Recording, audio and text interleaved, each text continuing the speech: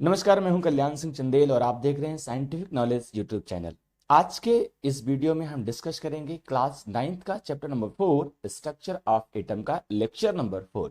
In this chapter in this lecture we are discussing about the NCERT solution of chapter number 4 structure of atom. चलिए शुरू करते हैं। अगर हम बात करते हैं एनसीईआरटी सॉल्यूशन की, तो एनसीईआरटी सॉल्यूशन को हमने 2 पार्ट्स में क्लासिफाई किया है। एक वो जो कि एक्सरसाइज में क्वेश्चन दिए रहते हैं, और दूसरा जो कि एनसीईआरटी के जो टेक्स्ट बुक में बीच बीच में आपके कुछ क्वेश्चंस इंपॉर्टेंट दिए रहते हैं।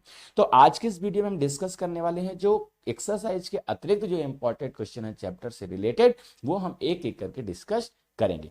जैसे यहाँ पर स्क्रीन में आप देख रहे होंगे पेज नंबर 47, अगर आपके पास एनसीईआरटी बुक है तो आप पेज नंबर 47 ओपन कर लीजिए। वहां पर फर्स्ट क्वेश्चन जो दिया हुआ है, व्हाट आर कैनाल रेज, यानी कैनाल रेज क्या होती है।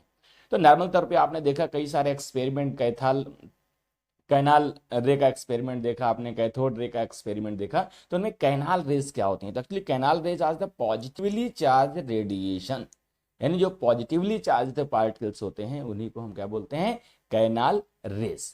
सिंपली इतना आप समझ लीजिए, ठीक है। चलिए अगला क्वेश्चन देखते हैं, क्वेश्चन नंबर 2। क्वेश्चन नंबर 2 कहता है कि if an atom contains an electron, one electron and one proton will be carry any charge और नॉट। यानी कोई भी एटम है, यदि उसमें एक प्रोटॉन है और एक इलेक्ट्रॉन है, तो क्या उस एटम में कोई भी चार्ज होगा या नहीं। तो सिंपली आपको बता दूं कि आपके पास प्रोटॉन जो होता है वो पॉजिटिवली चार्ज पार्टिकल्स होता है, जबकि आपका इलेक्ट्रॉन नेगेटिवली चार्ज पार्टिकल्स होता है। यदि दोनों के नंबर सेम है, जैसे इलेक्ट्रॉन भी एक है प्रोटॉन भी एक है, तो आपका एटम क्या हो जाएगा, न्यूट्रल हो जाएगा। क्योंकि आपको पता है कि जब थॉमसन ने अपना एटॉमिक मॉडल दिया था तो उन्होंने यही बोला था कि जो एटम होता है वो न्यूट्रल होता है, क्योंकि उसमें जितना प्रोटॉन का चार्ज होता है यानी पॉजिटिव चार्ज होता है, उतना ही नेगेटिव चार्ज होता है। तो जब पॉजिटिव और नेगेटिव दोनों चार्ज इक्वल होते हैं, समान होते हैं, तो आपका एटम क्या हो जाता है, न्यूट्रल होता है। आइए देखते हैं पेज नंबर 49 में। पेज नंबर 49 में आपका जो क्वेश्चन दिया हुआ है, question number 1, one on the basis of Thomson model of an atom explain how the atom is neutral as whole.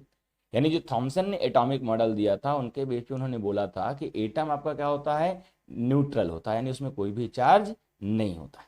तो जस्ट अभी हमने डिस्कस किया इस बारे में कि as per Thomson model of the atom consist both negative and positive charges which are equal number of magnitude. ठीक है, तो थॉमसन ने जो आपका एटॉमिक मॉडल दिया था, उन्होंने बोला था कि एटम के अंदर जितना पॉजिटिव चार्ज होता है उतना ही नेगेटिव चार्ज होता है, और दोनों इक्वल होते हैं। तो इस वजह से आपका जो एटम होता है वो क्या होता है, न्यूट्रल होता है। क्वेश्चन नंबर 2 देखते हैं, on the basis of Rutherford model of an atom which subatomic particles is present in the nucleus of atom. यदि अगर हम बात करेंगे रदरफोर्ड के एटॉमिक मॉडल की, तो रदरफोर्ड ने जब एटॉमिक मॉडल प्रस्तुत किया था, जब उन्होंने रिसर्च की थी, जब उन्होंने अपना नियम बताया था, तो उन्होंने उस समय न्यूट्रॉन की खोज नहीं हुई थी। तो न्यूट्रॉन की खोज नहीं होती थी जब उन्होंने गोल्ड की फॉयल पे अल्फा पार्टिकल्स की बमबारी की थी, तो अल्फा पार्टिकल्स रिफ्लेक्ट हो गए थे। किस कारण से, क्योंकि वहां पर कोई भी चीज पॉजिटिवली चार्ज थी।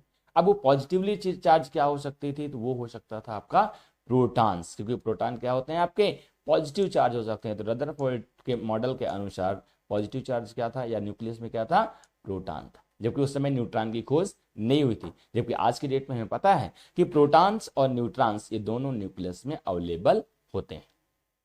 ठीक है, चलिए आइए देखते हैं question number 3, draw the sketch of Bohr's model of an atom with 4 shells. यानी बोहर का जो एटॉमिक मॉडल है वो आपको दिखाना है, और उसमें 4 सेल होनी चाहिए। तो ध्यान से देखिए, यहाँ पर ये बोहर्स का एटॉमिक मॉडल दिया हुआ है। बोहर्स के एटॉमिक मॉडल में आप देखेंगे तो ये जो आपका बीच में ये पॉजिटिवली चार्ज दिया हुआ है, ये क्या होता है, ये न्यूक्लियस होता है, और न्यूक्लियस में क्या होता है, positive charge. Positive charge means protons. Nucleus के आउटर पार्ट में देखेंगे तो 4 सेल्स हैं, 1 2 3 एंड 4। ये जितने भी सेल हैं इन सेल का नाम भी है, यानी जो फर्स्ट सेल है उसको हम बोलते हैं के सेल, सेकंड सेल को एल सेल, थर्ड सेल को एम सेल, और फोर्थ सेल को एन सेल कहते हैं। हर सेल की कैपेसिटी होती है इलेक्ट्रॉन होल्ड करने की। तो अगर हम बात करेंगे के सेल की, तो के सेल की जो मैक्सिमम इलेक्ट्रॉन होल्ड की कैपेसिटी होती है वो कितनी होती है, 2। एल सेल की अगर हम बात करेंगे तो उसका मैक्सिमम इलेक्ट्रॉन होल्ड करने की जो कैपेसिटी होती है वो होती है 8। अगर हम बात करेंगे एम सेल की, तो एम सेल की मैक्सिमम इलेक्ट्रॉन होल्ड करने की जो कैपेसिटी है दैट इज 18। और अगर हम बात करेंगे एन सेल की, तो एन सेल की मैक्सिमम इलेक्ट्रॉन होल्ड करने की जो कैपेसिटी है दैट इज 32। 2। आपने पढ़ा होगा बोहर्स एटॉमिक मॉडल में 2n² फॉर्मूला। तो 2n² फॉर्मूले से आप किसी भी नंबर की शेल का maximum number of electrons count कर सकते हैं। ठीक है, चलिए आगे चलते हैं। आगे हम बात करते हैं क्वेश्चन नंबर 4 की। What do you think would be the observation if the alpha particles scattering experiment is carried out using a fall of metals other than gold. कहते हैं रदरफोर्ड ने जो एटॉमिक मॉडल बनाया था, जो उन्होंने एक्सपेरिमेंट किया था, उसमें उन्होंने गोल्ड फॉयल का यूज किया था। क्या हम गोल्ड फॉयल के अलावा कोई दूसरा मेटल यूज कर सकते हैं क्या? तो सिंपली इसका आंसर ये होगा कि नहीं। क्यों? क्योंकि एक्सपेरिमेंट में एक्यूरेटी जितनी ज्यादा इंपॉर्टेंट है, तो उस बेस पे अगर हम बात करें तो गोल्ड जो फॉयल होता है उसका मेलाइबिलिटी सबसे ज्यादा होता है, यानी सबसे पतली अगर हम सीट किसी की बना सकते हैं तो क्या है? गोल्ड। जैसे फॉर एग्जांपल मान लेते हैं कि हमने गोल्ड की एक फॉयल ली। आप गोल्ड की एक फॉयल लेंगे और इसमें नंबर ऑफ एटम्स की बात करेंगे तो नंबर ऑफ एटम कितने आएंगे? मुश्किल से 1 एटम आने वाले हैं ये। तो जब हम एक्सपेरिमेंट करेंगे तो आपकी एक्यूरेटी ज्यादा अच्छी आएगी। वहीं पे अगर हमने कोई दूसरा मेटल ले लिया तो उसका जो मिलाइबिलिटी कम होने की वजह से उसकी जो फॉयल होगी वो थोड़ी सी मोटी बनेगी, और उसमें यदि हम एटम्स रखेंगे तो आप देखेंगे उसमें एक से अधिक एटम यानी इस तरह से अरेंज होंगे। जब यहां से कोई भी अल्फा पार्टिकल्स जाएगा तो अल्फा पार्टिकल्स ज्यादा नंबर में बाउंस होंगे, क्योंकि एक एटम को वो पार करके जैसे ही मान लेते हैं यहां पर आया, इस एटम से रिफ्लेक्ट नहीं हुआ तो इससे हो जाएगा, इससे नहीं हुआ तो इससे हो जाएगा, इससे नहीं हुआ तो इससे हो गया, यानी कहीं ना कहीं वो रिफ्लेक्ट हो जाएगा, जिसकी वजह से हमारा इक्वेरेट जो आना चाहिए रिजल्ट वो नहीं आ पाएगा। इसलिए हम गोल्ड फॉयल को यूज करते हैं, क्योंकि मिलाइबिलिटी सबसे ज्यादा होती है और मिलाइबिलिटी होने की वजह से उसकी सबसे पतली सीट बनाई जा सकती है। ठीक है, चलिए आगे आते हैं। क्वेश्चन नंबर 1, नेम द 3 सब atomic particles of an atom. सभी को पता है कि एटम्स में आपके प्रोटॉन्स अवेलेबल होते हैं, इलेक्ट्रॉन्स अवेलेबल होते हैं, न्यूट्रॉन्स अवेलेबल होते हैं। इसमें प्रोटॉन्स और न्यूट्रॉन्स ये दोनों न्यूक्लियस में अवेलेबल होते हैं, जबकि इलेक्ट्रॉन्स जो आउटर ऑर्बिट्स होते हैं वहां पर सिचुएटेड होते हैं। आइए देखते हैं question number 2। Question number 2 is saying helium atom has the atomic mass of 4, यानी जो हीलियम एटम होता है उसका एटॉमिक मास कितना होता है? 4, and 2 protons in the nucleus, जबकि उसमें जो न्यूक्लियस में प्रोटॉन्स होते हैं वो कितने होते हैं? 2। How many neutrons does it have, neutron कितने होंगे? तो सिंपली आपको पता है कि जो एटॉमिक मास का जो फॉर्मूला होता है वो होता है आपका A equal to P plus N। P means proton और N मीन्स न्यूट्रॉन। तो आपको प्रोटॉन बता दिया है कितने हैं? 2। एटॉमिक मास बता दिया है कितने हैं? 4। आपको न्यूट्रॉन काउंट करना है, तो सिंपली इसको इधर लाके सब्सट्रैक्ट कर देंगे तो आपका आंसर आ जाएगा 2। ठीक है, चलिए आगे चलते हैं।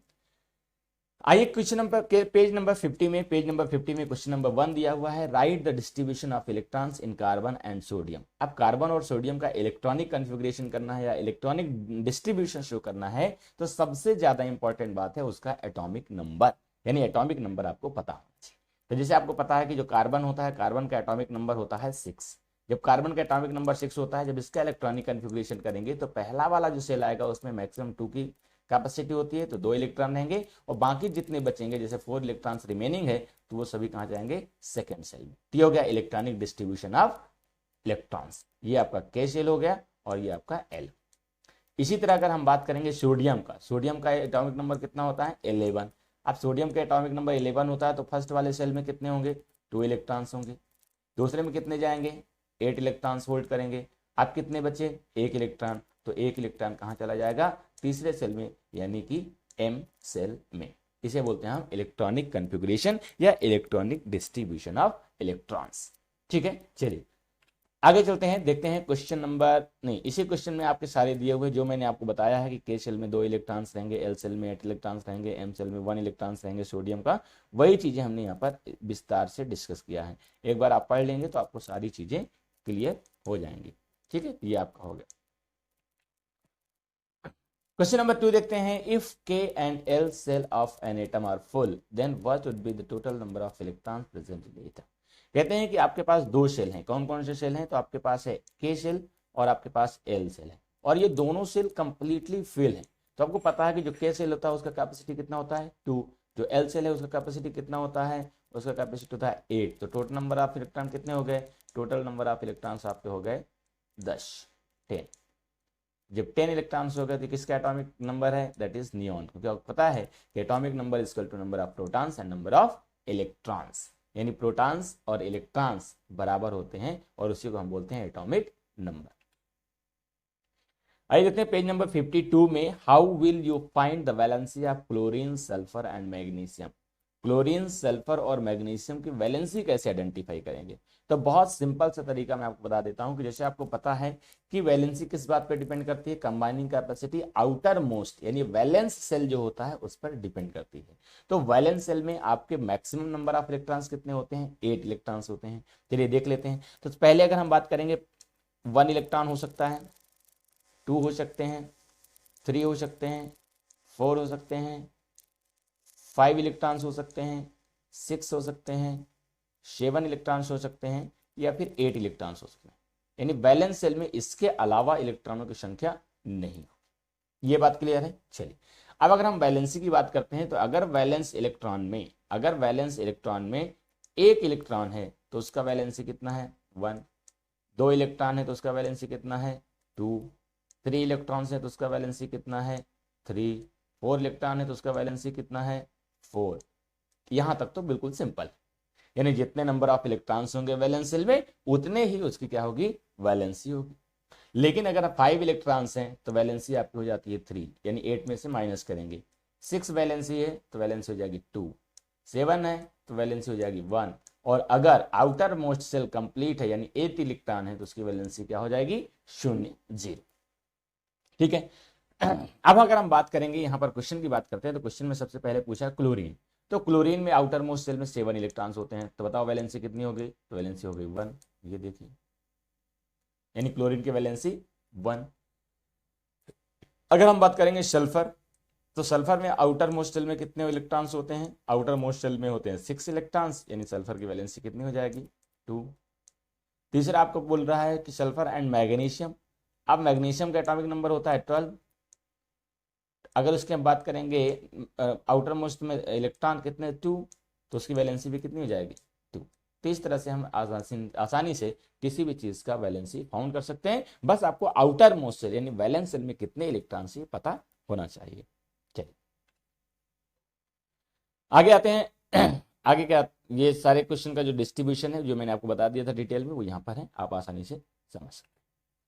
आइए देखते हैं next question. If the number of electrons of an atom is 8 and number of protons is also 8, यानी लिखा हुआ है if the number of electrons of an atom is 8, यानी इलेक्ट्रॉन कितने हैं, 8 हैं। चलिए देख लीजिए, समझ लिया, इलेक्ट्रॉन कितने, इलेक्ट्रॉन है आपके 8। And number of protons is also 8, proton भी आपके कितने हैं, 8 हैं। Very good. कहता है then what is the atomic number of the atom, atomic number क्या होगा। तो सिंपली आपको पता है कि proton equal to electron equal to atomic number. समझ में आया, तो एटॉमिक नंबर कितना हो जाएगा, 8। सेकंड पूछ रहा है कि what is the charge on atom, charge on atom is neutral, यानी चार्ज क्या हो जाएगा, 0, क्योंकि नंबर ऑफ इलेक्ट्रॉन्स और number of protons are equal. Proton is positively charge, electron is negatively charge, so atom is neutral. Next question है with the help of table 4.1 find out the mass number of oxygen and sulphur atom. आपकी NCERT book में table number 4.1 बनी हुई है, वहां पर जाके देखेंगे तो उसकी मदद से आपको ऑक्सीजन और सल्फर का क्या निकालना है, मास निकालना है। तो आपको पता है कि जो सल्फर ऑक्सीजन होता है उसका एटॉमिक नंबर होता है 6, एटॉमिक नंबर होता है 8, उसमें number of electrons number of proton कितने होते हैं, 8। अगर एटॉमिक मास की बात करेंगे तो उसमें क्या होता है, 16। और इस तरह अगर हम बात करेंगे सल्फर की तो सल्फर का एटॉमिक नंबर होता है 16, और यदि हम बात करेंगे उसके एटॉमिक मास की तो होता है 32, क्योंकि 16 जो है उसमें न्यूट्रॉन्स अवेलेबल होते हैं। पेज नंबर 53 में देखिए, for the symbol H, D and T tabulate 3 सब atomic particles found in each atom.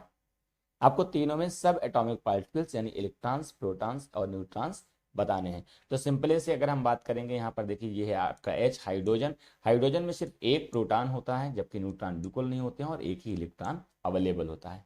अगर हम बात करेंगे ड्यूटेरियम में तो एक प्रोटॉन होता है, एक न्यूट्रॉन होता है और एक ही इलेक्ट्रॉन होता है, यानी तीनों चीजें इक्वल होती हैं। जबकि अगर हम ट्राइटियम की बात करेंगे, एक इलेक्ट्रॉन होता है जबकि न्यूट्रॉन्स 2 होते हैं और इलेक्ट्रॉन भी एक होता है। तो आपको पता है कि किसी भी एटम में इलेक्ट्रॉन्स और प्रोटॉन्स से हमेशा इक्वल होते हैं, तो इसमें कोई प्रॉब्लम नहीं है। लेकिन जो न्यूट्रॉन्स होते हैं वो डिफरेंट हो सकते हैं। तो पहले वाले में 1 न्यूट्रॉन, सेकंड में 2 इलेक्ट्रॉन, थर्ड में। चलिए आगे चलते हैं। क्वेश्चन नंबर 2 देखते हैं। What is the electronic configuration of any one pair of isotope and isobar. यानी कोई भी आइसोटॉप का एग्जांपल लेना है, उसका इलेक्ट्रॉनिक कॉन्फ़िगरेशन बताना है, या कोई भी आइसोबार का एग्जांपल लेना है और उसका इलेक्ट्रॉनिक कॉन्फ़िगरेशन बताना है। तो यहाँ पर जो हमने आइसोटोप लिया है वो है आपका 12, 6 एंड 14 C6। तो एक्चुअली यहाँ पर देखेंगे तो कार्बन के दो आइसोटोप हैं। आइसोटोप क्या होते हैं आपको सबको पता है कि same atomic number and different atomic masses. Same atomic number and different atomic masses. तो कार्बन का देखिए एटॉमिक नंबर दोनों में 6 है, जबकि एटॉमिक मास एक में 14 है, एक में 12 है। तो ये क्या होंगे, आइसोटोप्स। अगर इनका इलेक्ट्रॉनिक कन्फिग्रेशन करेंगे तो नंबर ऑफ एटम्स में जो इलेक्ट्रॉन्स है वो सेम है।